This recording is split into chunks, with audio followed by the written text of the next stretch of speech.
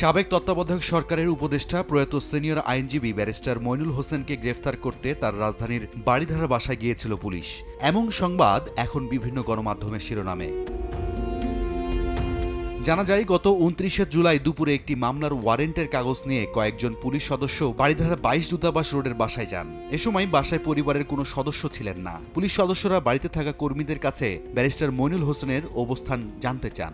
শুধু গণমাধ্যমেই নয়, প্রয়াত সিনিয়র এই আইনজীবীকে গ্রেফতার করতে যাওয়া নিয়ে সামাজিক যোগাযোগ মাধ্যমেও বইছে সমালোচনার ঝড়। এদিকে ঘটনার দিনে যে পুলিশ কর্মকর্তার নেতৃত্বে প্রয়াত সিনিয়র আইনজীবীর বাসায় পুলিশ যান, তিনি দাবি করেন চট্টগ্রাম মেট্রোপলিটন ম্যাজিস্ট্রেট আদালতের নির্দেশনা অনুযায়ী মইনুল হোসেনের মৃত্যুর বিষয়ে নিশ্চিত হতে প্রয়াত এই আইনজীবীর বাসায় যান। অ্যারেস্ট ওয়ারেন্ট বলতে কিছু নাই, যে কোর্টের আদেশ মূলে আমি গিয়েছিলাম, যেটা কোর্ট এবং কোর্ট থেকে এটা 30 কার্য দিবসের মধ্যে আমাকে প্রতিবেদন দেওয়ার জন্য বলেছিল।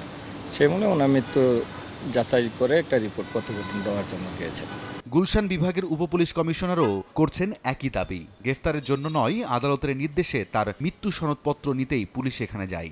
কোর্ট থেকে আমাদের গুলশান থানা বরাবর একটি আদেশ আসে যে সেখানে ব্যারিস্টার মইনুল হোসেন, আদালতের অবজারভেশনটা এরকম যে বিভিন্ন পত্রপত্রিকায় তারা জেনেছে যে তিনি মারা গিয়েছেন।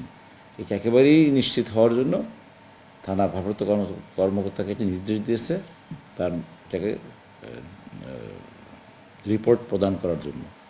তখন আমাদের গুলশান থানা সাব ইন্সপেক্টর ওনার বাসায় যায় মৃত্যু সনদ সংগ্রহ করার জন্য।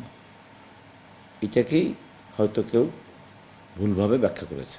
গত বছরের ৯ ডিসেম্বর সাবেক তত্ত্বাবধায়ক সরকারের উপদেষ্টা ব্যারিস্টার মইনুল হোসেন মৃত্যুবরণ করেন। রাইদুল ইসলাম শুভ, সময় সংবাদ, ঢাকা।